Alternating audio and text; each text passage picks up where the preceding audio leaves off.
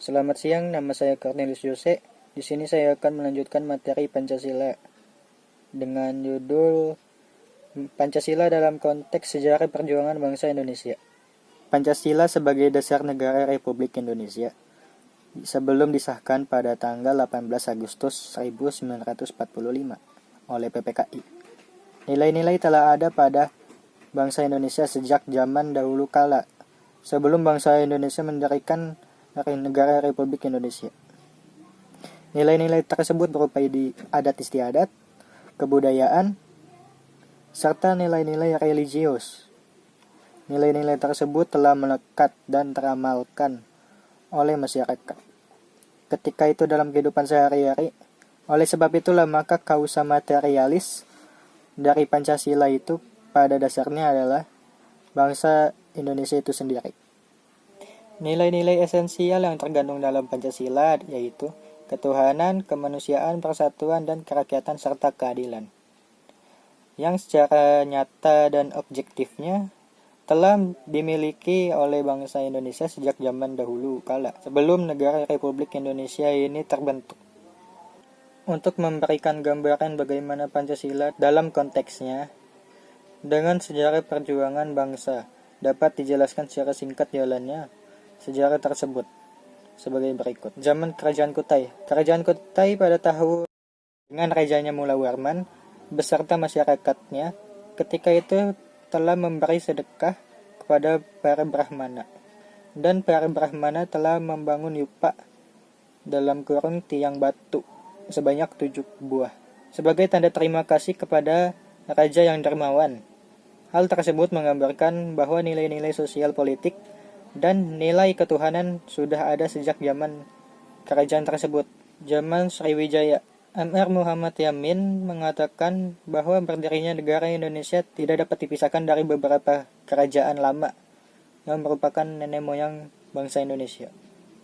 Negara Indonesia dibentuk melalui 3 tahap, yaitu yang pertama, zaman Sriwijaya di bawah bangsa Syailendra dengan bercirikan kedatuan. Kedua, negara kebangsaan zaman Majapahit dengan bercirikan keprabun. Tahap kedua tersebut merupakan negara Indonesia lama. Dan tahap ketiga adalah negara kebangsaan modern, yaitu negara Indonesia merdeka.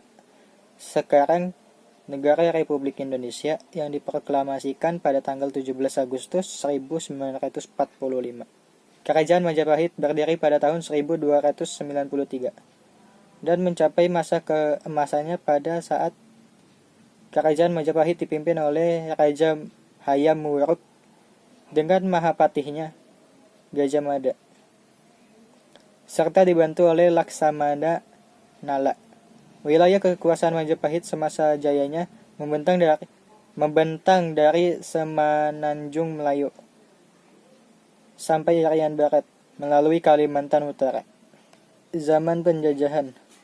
Dengan runtuhnya Kerajaan Majapahit, secara bersamaan berkembanglah kerajaan-kerajaan Islam seperti Kerajaan Demak, dan mulailah berdatangan orang-orang Eropa di Nusantara seperti Portugis, Spanyol yang ingin menguasai pusat tanaman dan rempah-rempah. Namun lama-kelamaan peranan mereka meningkat menjadi penjajah, sehingga pada tahun 1511 wilayah Malaka dikuasai oleh bangsa Portugis. Zaman penjajahan Jepang.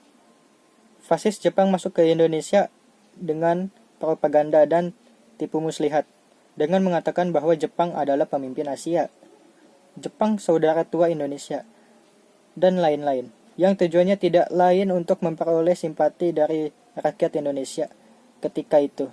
Namun ketika Jepang berperang melawan negara sekutu Barat yang terdiri dari Amerika, Inggris, Rusia, Perancis, dan Belanda, nampak Jepang semakin terdesak. Kemudian sebagai usaha untuk mendapatkan dukungan dari bangsa Indonesia ketika itu, maka pemerintah Jepang seolah bermurah hati kepada rakyat Indonesia, yaitu dengan memberikan janji untuk memerdekakan bangsa Indonesia di kemudian hari. Masa sidang BPUPKI.